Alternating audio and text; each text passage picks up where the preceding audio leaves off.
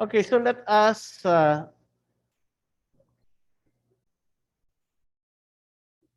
okay, so good afternoon everyone. Let us discuss the last part or part of the system unit components. So we've already discussed last time your system unit casing, the computer casing, the motherboard, the system unit fans, the data drives, the power supply unit. So we will now start with one of the most important part or the very important part of your system unit, which is your CPU. So for our to check which among the prominent two desktop CPU available in the market, let's have a quick voting.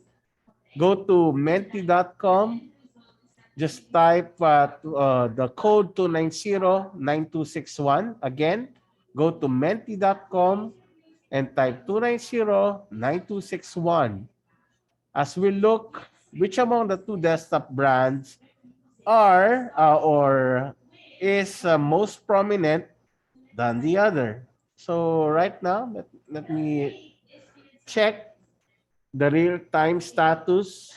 So as you can see, Intel is always has a big lead to AMD. Probably AMD, Intel is more established. Word of mouth. It is heavy duty. Although it is more expensive, it has a better quality. However, AMD, you have to be aware also that AMD is catching up. It's actually catching up right now.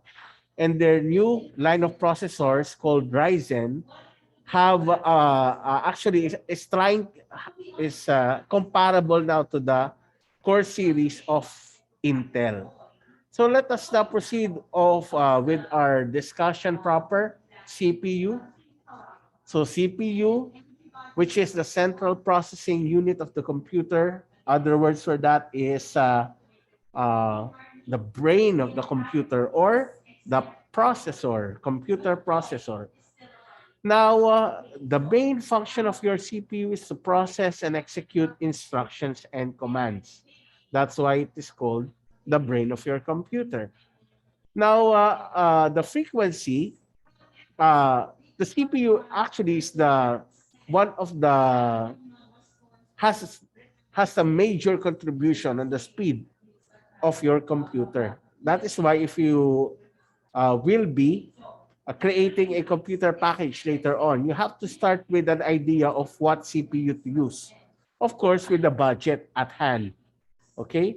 So you have to think the best CPU that your budget can afford. Okay?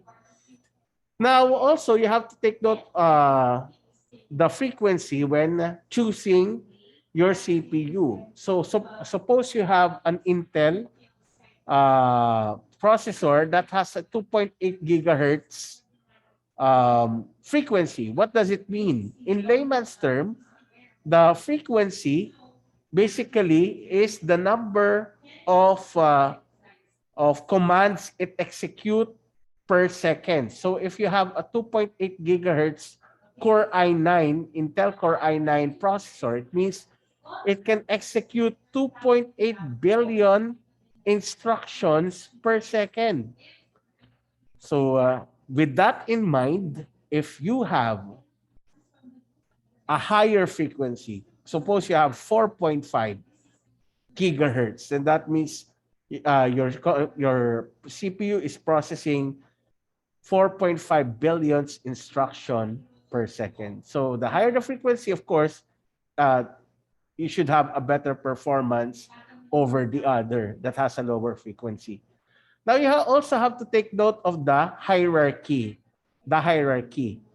There is a model for each brand that that is the cheapest that is cheap than the other, but of course it is underperforming. Of course, the higher the more expensive it gets, the more performance boost you can see. Now, if you're using or choosing Intel or creating a desktop package for Intel, Celeron is the most slow among the models created by Intel processor. Of course, if it's slow, it must be cheap. So this is the cheapest. Next to that is the Pentium series, which is the mid-level entry, which means the cost is minimal, and of course the performance is minimal as well. But if you want a higher performing models of Intel processor, go with Core series. So in the Core series, there is Core i3, Core i5, Core i7, and now we also have Core i9. Of course, it's expensive. We will later on we will have that. We will try to create a package, which is actually your mini task 102 later on after this discussion. So again, I told you earlier, Intel is expensive, AMD is cheaper.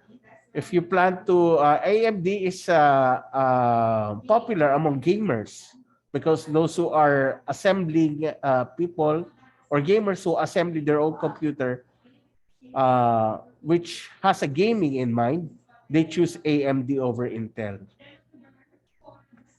Now, AMD also has a product line, the Athlon and the Ryzen. Now, Athlon is the slowest of among the two. It's slower than among the two. And Ryzen is better performing. So Athlon is comparable to Pentium model of Intel, and Ryzen is comparable to the Core series of Intel.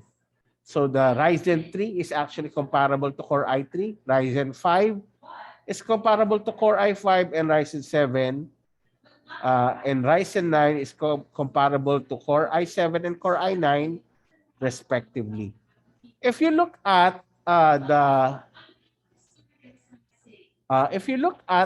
the bottom of a microprocessor, this is actually the bottom view. This is the top view and the bottom view. You can see that the microprocessor, or the processor rather, has a connectors. Actually, it has a lot of connectors. So you have to be very careful when connecting this to what again is the system unit component where where your CPU should connect to. You can raise your hand right now for a quick recitation point. Yes, Reyes. Chair, motherboard po. Very good. So, okay. So, a motherboard. So, you connect the CPU as well as the add-on cards such as the graphics card as well as the RAM to your motherboard.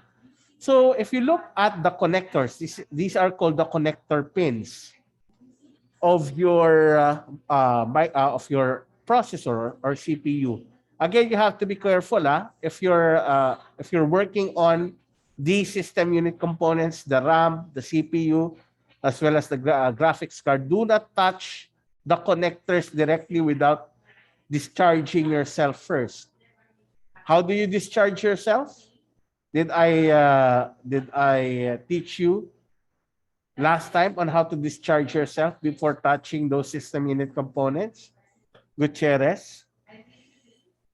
Humawak po muna sa metal. Yes, you have to discharge yourself by touching any metal first, okay? Or if your system casing is metal, you touch that first. Para yung static electricity stored in your body is transferred to a metallic object bago ka humawak ng mga system unit components, because those static charges will damage your components. Now, why do you think gold is used for the connector pins? Now, this is true for the CPU, the RAM, as well as your add-on cards. One of the reason is its electrical properties. The electrical property of gold is that it is the most conductive metal among all other metals. So gold is the most conductive of them all. That's why they use gold. Actually, sorry, silver pala is the most conductive. So it's highly conductive than silver. Pero another good reason kung bakit yan din ang ginamit nila, the other reason is that it does not tarnish easily, or in other words, hindi siya kinakalawang. So that ensures the electronic signals to come in and out of the CPU easily because of the properties of gold. Okay, that is the reason your connectors for the CPU, the RAM, as well as the add-on cards are gold plated. Now moving forward, okay, let's have a pop quiz. Who wants to read and answer the question? Okay, una si Funa. Correct po ba? Letter B po, Ryzen series. Okay, so that's correct. Among the AMD line of processors, the Ryzen series is the fastest. Now, let us proceed with the CPU fan and heatsink. Now, if you buy a new CPU, usually kasama na sa package yung heatsink and the fan. But you can buy a larger heatsink and a larger fan. Actually, if you want to overclock your CPU, or you can also buy a other liquid cooling apparatus or equipment like the liquid cooling system. Actually, meron na tinatawag na liquid cooling system that you can put in your system unit to cool down your CPU as well as the motherboard. Pero basically, CPU fan does the job already if you do not plan to overclock your CPUs or board. Now, the heatsink is actually a metal alloy that can absorb the heat. Pag hinawakan mo yan, napakalamig niya because it absorbs the heat. Now, the CPU fan, what it does is to let the air pass through the heatsink, and since the air, yung heat from the heatsink goes to the air, it blows it away. The CPU fan blows it away from the CPU. Now, to help your system unit control the temperature inside your system unit, kailangan mo na system unit fan. You should have a minimum of 2 system unit fans to control the temperature inside your system unit or computer casing. Now let's have a picture of a computer casing. So this is an example of a picture of your computer casing. Hanap tayo na merong system unit fan.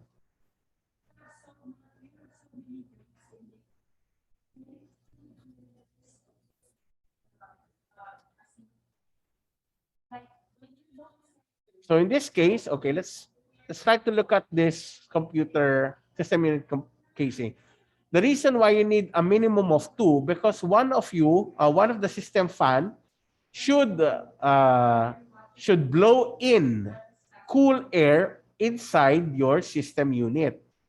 Then one of the system fan should blow out the hot air outside, or yung hot air na nasa loob ng inyong system unit, dapat one of the system unit should blow it out, the system unit. So one system unit fan should let the air go inside, the cool air go inside your system unit, and the other fan lets the warm air go outside your system unit. So you should have a minimum of 2 system unit fans to help control the temperature inside your system unit. So, or to help the CPU fan dissipate the heat inside your system unit. Now also, one way to check the temperature of your CPU is through the use of an application called the core temp. Sorry, I already, so let me show you an application that I use. It's called core temp. So here you can see the temperature, the temperature of your CPU in real time for each core. You can see that my CPU has 4 cores, or simply quad core, because it has 4 cores running. And of course, for each core, you have a certain heat is generated. Umaabot nga ng 85. Oh. So one way for you to bring down, kasi kung bakit naman umiinit na to, kasi luma na itong laptop ko, almost 7 years na, or more than 7 years. And the fan maybe is already worn out. Okay, so actually, bibili pa ako ng bago para mas bumaba pa yung aking temperature. Now, nilinis ko na to. Wala namang dust. So basically, I really need to buy a new one. So one way for me to control this, yung pag-init ng aking CPU temperature is to use the power option settings in Windows. So if you just write power option, and there you go. So this is the power option in your Windows. Okay. And you can choose, parang this is one way to boost the performance or lower the performance of your computer. Right now, it is balanced. Now, tingnan nyo, kapag pinindot ko yung battery saver, so right now, it's nasa 80, right? But if I choose battery saver right now, what happens to my CPU clock? Bumaba siya significantly. Naging 60 na lang siya. Kanina, 80 or 70, right? But now, bumaba yung performance niya. That means lower heat is generated. So that is one way for me to protect my CPU. Kapag nag-overheat kasi yung CPU ko, game over. I have to buy another laptop because you cannot upgrade the laptop you cannot upgrade the CPU in a laptop. Everything in the laptop is already integrated. Unlike the desktop nga, that once you have a problem with CPU, you can upgrade it. But the laptop, you cannot do that. That's why you have to protect it. So that's one way for me to protect my the heat or in my CPU. So since I needed a little push of performance for my ODR, I have to set it back to balance. Now, okay, let's get back. Okay, I think that's it. So let's have a pop quiz. Can anyone? Okay, gotcha, Lian. 2 po. C. Okay, so gotcha, Lian. There you go. Okay, so the correct answer is C, which is 2. One is blowing in cool air, and the other one is blowing out the warm air. Now, if you had to add fans, you have to do it in the multiple of 2. Kaya 2, 4, 6. Okay, para, for example, if you have 6 system unit fans, 3 of them is blowing in air and 3 of them is blowing out warm air. Okay, for your random access memory, this is called a non-permanent storage. Non-permanent storage, unlike the permanent storage. When we say non-permanent kasi, kapag in-off mo yung power at binuksan mo, wala na doon yung information. That is non-permanent storage. Last time we discussed the permanent storage, and what system unit components are those? Ano yung mga permanent storage that we have discussed last time in the system unit components? Britannia? Sure, data drive po. Yes, that is correct. Excellent. So that is, those are data drives, which of course, hard disk drive and the solid state drives. Those are the permanent because each time you turn off the power in your computer and after you turn it on again, yung mga sinave mong files are still there. However, in the RAM, it's not. Because the data that resides in your memory are basically your applications. Your applications. Now, for example, you open up a Zoom application, you open up your Chrome, it goes to your memory. One application you can use to check out the applications opened in your computer is called the task manager.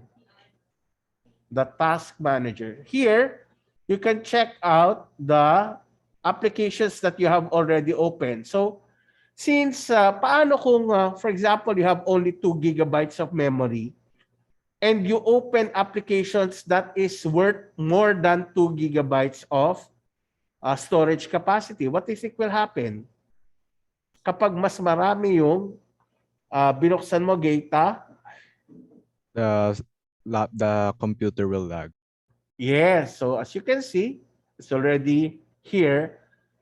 If you have a low memory, that means the application opened is not enough for your memory, your PC will lag. Okay?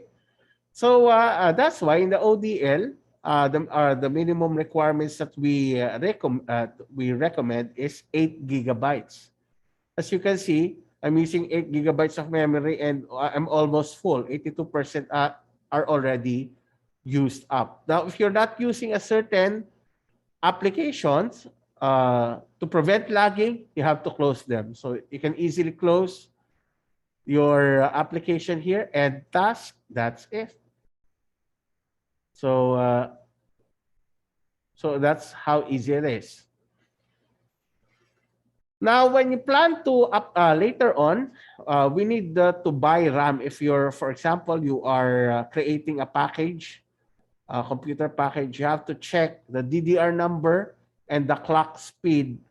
It should match, it should be compatible with your motherboard.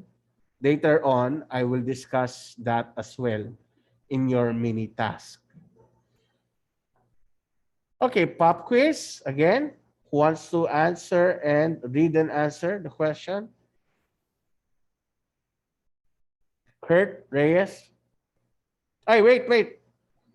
Nakasagot ka na ba, Reyes, ngayon? Opo. Okay, let's give chance to Miss Ishikawa. Nalasing na naman ako. Which of the following is a non-permanent storage of data or information? A po, random access memory. Random access memory, very good. Miss Ishikawa. Wala ka pa pala sa akin listahan. Let me just add you up. There you go. So, random access memory is called the non-permanent storage. These three are called permanent storage. I'll discuss to you later the read-only memory.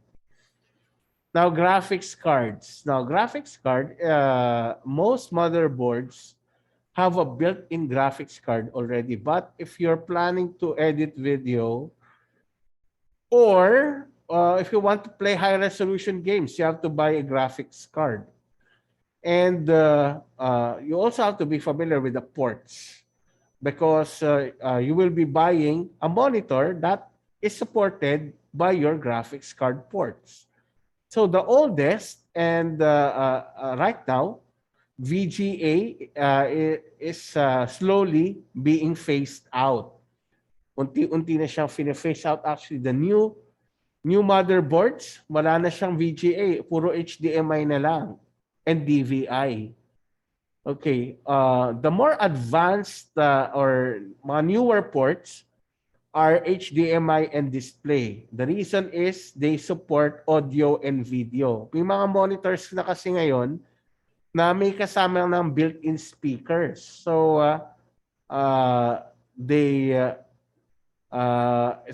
kaya ginawa tong HDMI and display.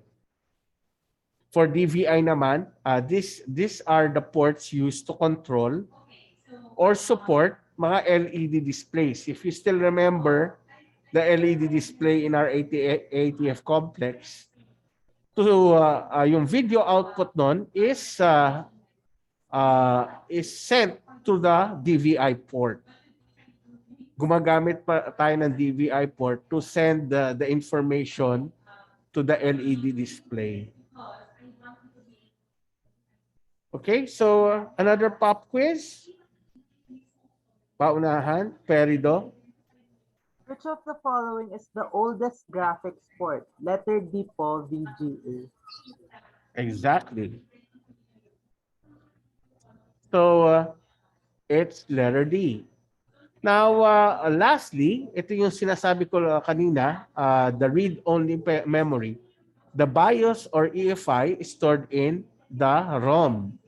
ROM is a permanent storage memory kasi kahit na patayin mo siya, patayin mo yung power ng computer mo, and you open it up, andun pa rin yung BIOS or EFI mo.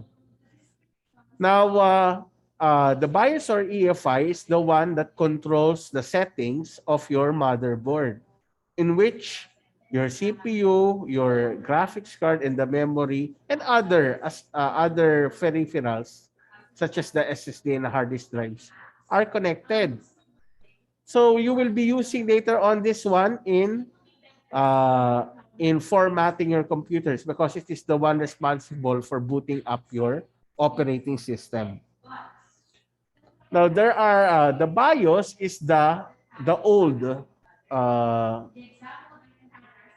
terminology for the system that controls your motherboard. Ang tawag na ngayon ay EFI. But the BIOS is just an acronym of the basic input-output system, and it supports only text-based interface, unlike the EFI, which supports graphics. Also, the BIOS has a limited storage capacity. Kapag naglagay ka ng 3 terabytes sa BIOS, it will not support. Hindi niya mababasa. That is why EFI is created because hard drives are now may umaabot na ng 10 terabyte. Isang single hard disk lang yon. So you see, EFI is actually created mga around 2014 or 2010. Ngayon, yung mga BIOS, hindi na siya gaanong nakikita. You can see computers built around 2014 to 2015 na gumagamit pa rin ng BIOS. Okay, now let us proceed. Last, pop quiz. Miss Gilma. Letter B po, EFI. Yes. So if you want to support drives that is more than 2.1 terabytes, you have to answer the EFI, or you have to use the EFI. Or you have to buy a motherboard that supports EFI. Now for your mini task activity, so let me just erase this one again. For your mini task this afternoon, I want you to create your own Intel fantasy computer package. So you have to think that the price, there's no limit for the price. Any price will do. Imagine that you have all the budget you have in the world to buy this computer. So how do you create a computer package? First, you have to start with the CPU. Now, when we say complete computer package, so there must be a CPU. What else? CPU, the motherboard. You have your RAM. What else? You have your RAM, you have your keyboard and mouse. You have your computer casing or system unit. You have your monitor, computer monitor, and you have your, since you need an external power supply, of course, you need a UPS. So, hindi na tayo gagamit ng AVR since price is not an issue. UPS na lang yung gamitin natin. Okay, let's start with CPU. Of course, we should start with the fastest CPU there is. And that is to the use of Intel. So we will be buying an Intel Core i9. So let's try to find the Core i9. In this case, let's try to choose this one.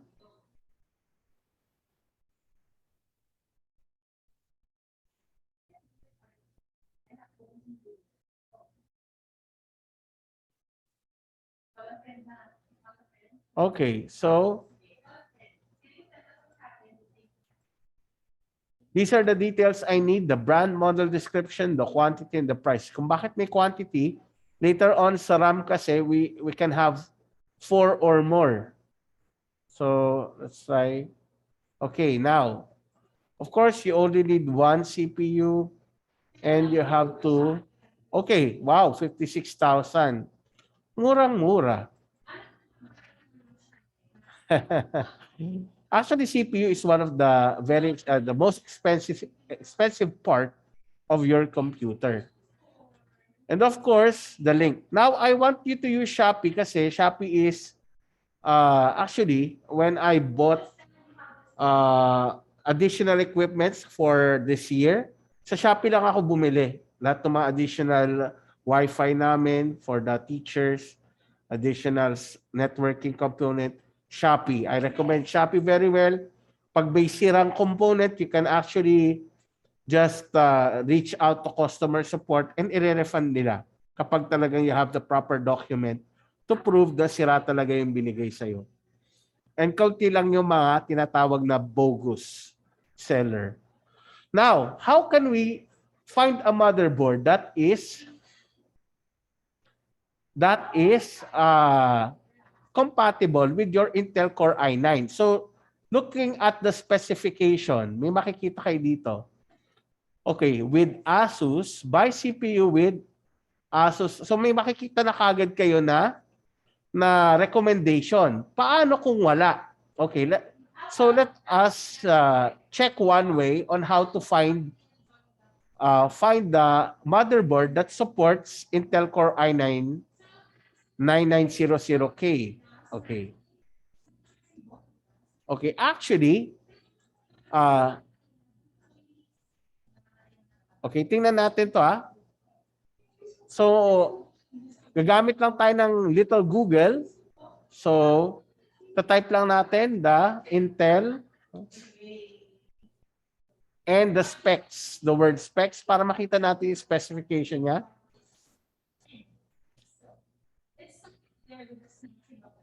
So, dito makikita natin kung ano yung specification niya. And one important factor is the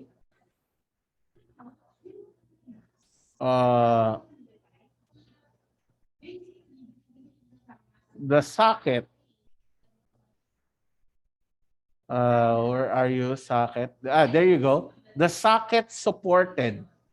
The thing with that is kasi kailangan yung motherboard mo will have the correct socket for you to connect the motherboard. So in this case, hahanap tayo ng mga motherboard with this type of socket. So let's try to use again Shopee. Balik tayo kay Shopee and try to find motherboards having this type of, okay. Gawin na lang natin si LG1151. There you go. So kapag walang lumabas na FC, alisin mo lang yung FC. So actually, it's LGA. Ang tawag talaga dun sa mga sockets ay LG1151. So looking at LGA 1151, okay. So these are the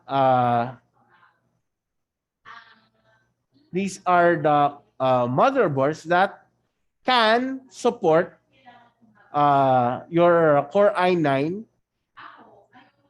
processor. Okay, so LGA 1151. Tingnan nga natin kung anong pwede.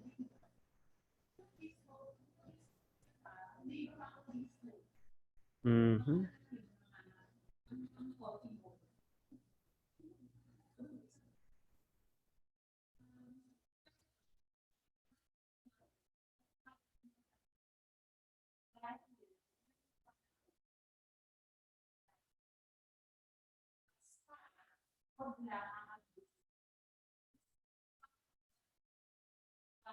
Okay, let's.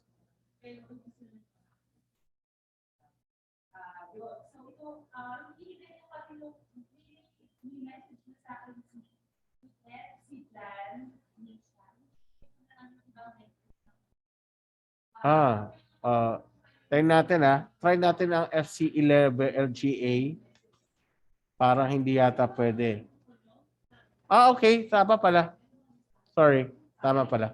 So, sabi dito kanina, supports 8th generation. Actually, itong magkakasama. Si 8 at saka 9, supported dito. Si LGA 1151. Yung 8 at saka 9, supported the LGA 1151. So, we can buy this one. Okay. Of course, we can only buy one. Sorry. One. Sorry. One. There you go. And you will have to pay for 690. Mura naman. Parang second hand lang yata to eh. Second hand ka lang ba? Brand new. Okay. Parang mura, no? For 690. Anyway, so lastly, there you go. Okay, the RAM. Tingnan nga natin kung ano yung supported ni so sabi dito DDR4. Ang support niya na supported memory niya are DDR4 pero hindi natin alam kung anong clock speed. So tingnan nga natin kung ano yung clock speed. Okay, wala. Kulang tayo sa information. Ito, memory. So as you can see here, pwede mong piliin na memory speed ay 2133, 2400 or 2666. So hahanap tayo ng DDR4 2666. Ito kasi ang pinakamataas.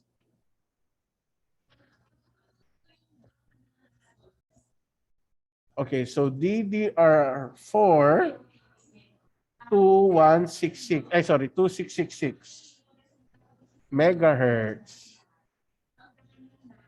There you go.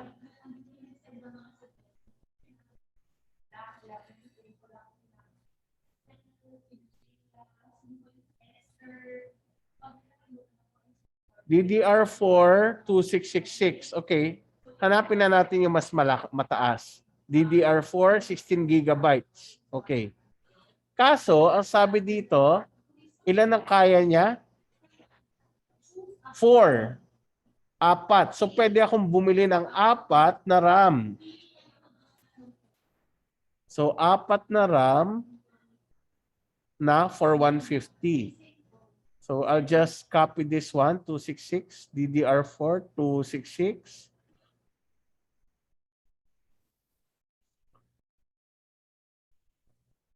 Buburahin ko yung hindi ko kinuha kasi 16 gig ang kinuha ko at saka 266. Yan. At 4 ang binili ko. So for 150 times 4, gagamit ako ng calculator. Ayoko na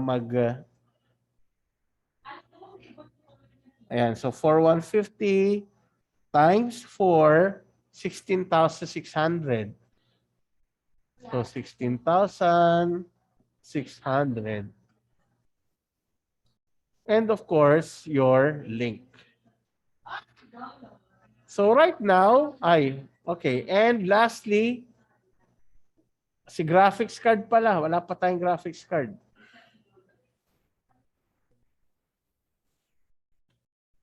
Or graphics is enough. You want, ano ba sabi patungkol sa graphics? Care.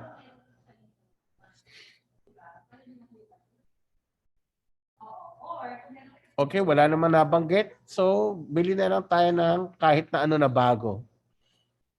Dapat ay PCIe. Anyway, most of the computers naman ngayon ay PCIe. So, yung mga bago na binibili mo, actually, is compatible to most motherboard. So, hanap tayo ng graphics card na NVIDIA. Yun yung mga kilala. O kaya si AMD.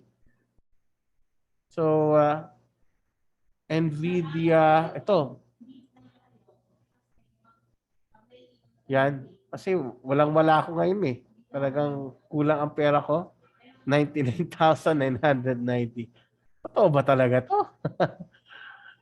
Parang bogus naman yata. Tapos one piece available lang eh. No? Parang hanap tayo ng totohanan. Yung may bumibili naman kahit pa paano. Ay, ba yan?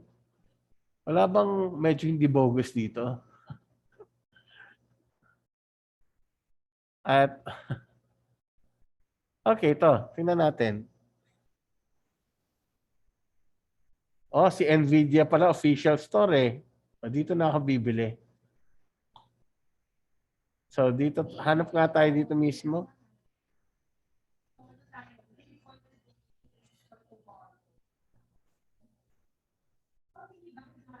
Ito. Esports Edition. Okay. So, let me buy this one. iGame, NVIDIA GeForce 360.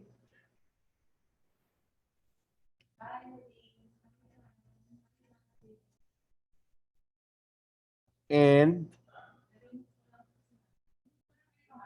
okay, halos magkasing presyo pala siya ng CPU mo, no? So right now, okay, so all you have to do is to complete everything else. At least you get the idea already. Pagdating pala sa computer casing, some computer casing, okay, so right now, you can actually use the auto sum feature. And you can see that right now, it's you've already, ang babayaran mo ay 127 na. But don't worry, this is just a fantasy package. So you have all the money in the world.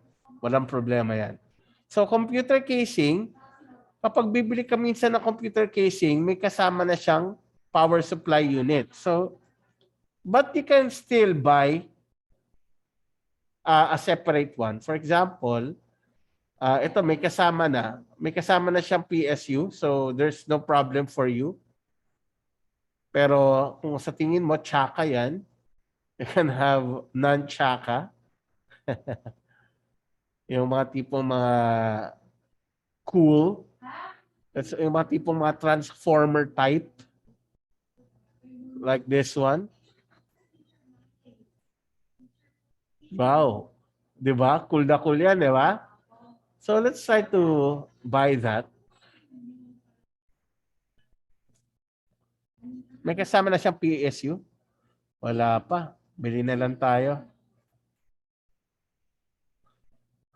So, bili ka dyan and you can buy a separate PSU. Bili tayo, power supply unit. For, usually, may mga bago ngayon ay yung mga 800 watts to support PSU. Ato, so, okay. mga 800 watts or above, lalo na kapag mga Core i9 na yung mga binibili nyo. So 800 or 750 or above would be okay na siya. So this is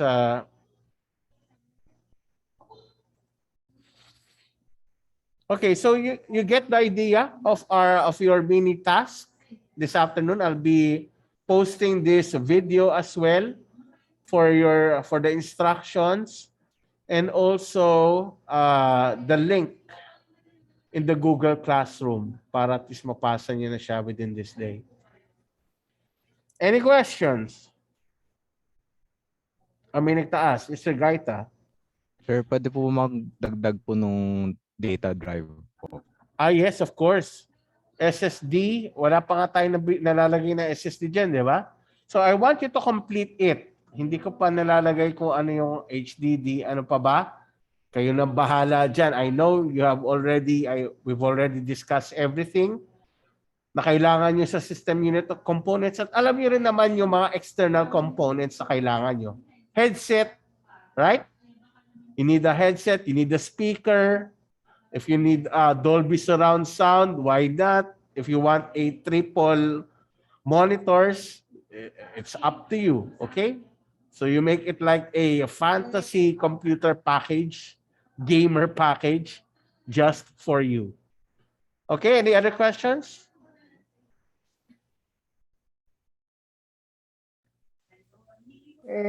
Ngayon na po ba pasahan yan? Okay, I'll give you until tomorrow. Pero we will be having another activity tomorrow. Okay? Sige. So if you have no more questions, you can just PM me anytime. Osada. Where are we supposed to make this activity? What do you mean you have to make this activity? Where are we supposed to do the activity? Which application? Again, okay, you can use Google Sheets, you can use Microsoft Excel, or you can use the online Excel version in your Microsoft 365 account. But I'll be opening up a Google Classroom link for you to submit those in those formats. Again, I would like your activity to be in an Excel file or a Google Sheet file or an online Excel file. Or basically, it's the same. It's XLSX if you're using online Excel or the local Excel or desktop Excel application. Is that clear for you, Mr. Sada? Okay. Any other questions? None. Okay, so let us pray. Who's the prayer leader for today? Let me just stop the recording.